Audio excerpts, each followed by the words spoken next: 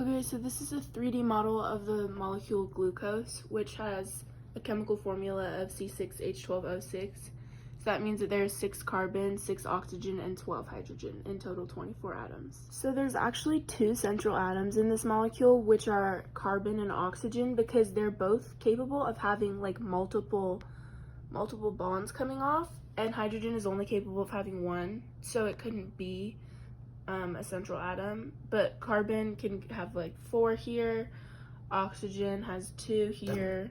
So in total, since carbon and oxygen are both central atoms, there's 11 central atoms. So I'm going to go around and say the electron domain geometries, molecular geometries, and bond angles for each, and kind of explain also like how many paired bonds it has and how many unpaired bonds it has.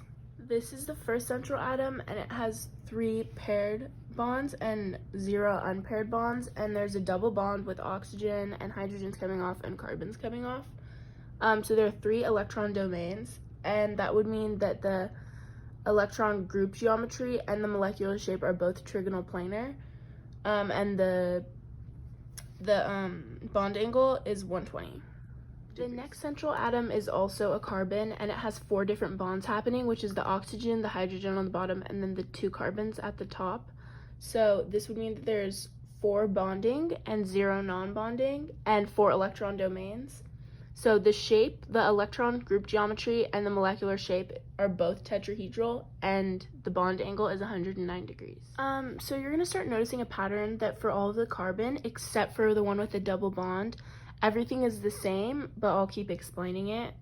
So this, as you can see, has 4 different bonds, an oxygen here, hydrogen, and then the 2 carbon. So it has 4 bonding, 0 non-bonding, and 4 electron domains, and we're talking about this carbon right here. And then also, its electron group geometry and molecular shape is tetrahedral, which means that the bond angle is 109 degrees. All right, now for another carbon, we have this one right here, and it's bonded to 2 carbons, an oxygen, and a hydrogen at the bottom. So that means that there are 4 bonded, 0 unbonded, 4 electron domains, and the molecular shape and the electron group geometry are both tetrahedral, which means that the bond angle is 109 degrees. On the 5th carbon, so it's this one, and it's bonded to 2 carbon and actually 2 hydrogen, but everything still remains the same.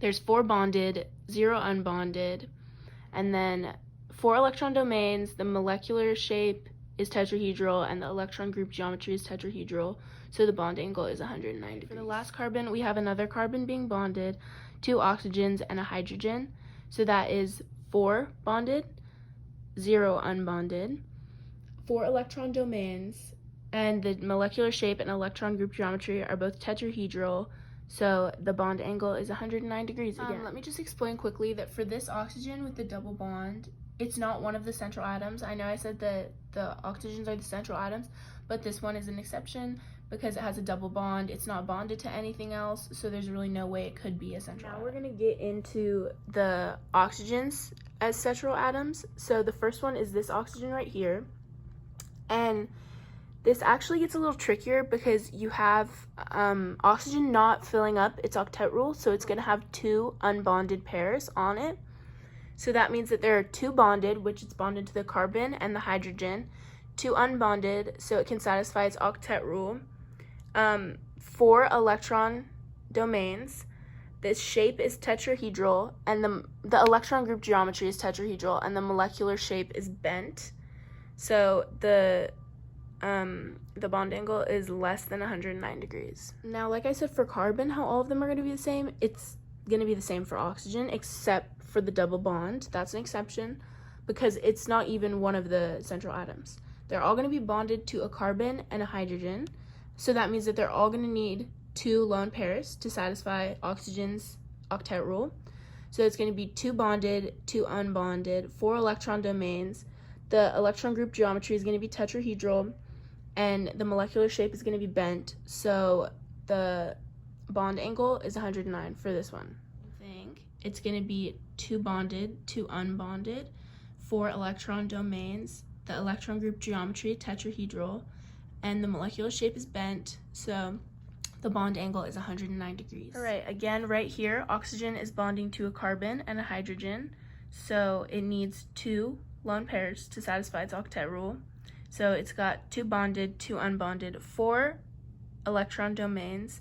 The electron group geometry is tetrahedral and the molecular shape is bent, so the bond angle is 109 degrees. All right, now for the last central atom, we have oxygen pairing with a carbon and a hydrogen once again.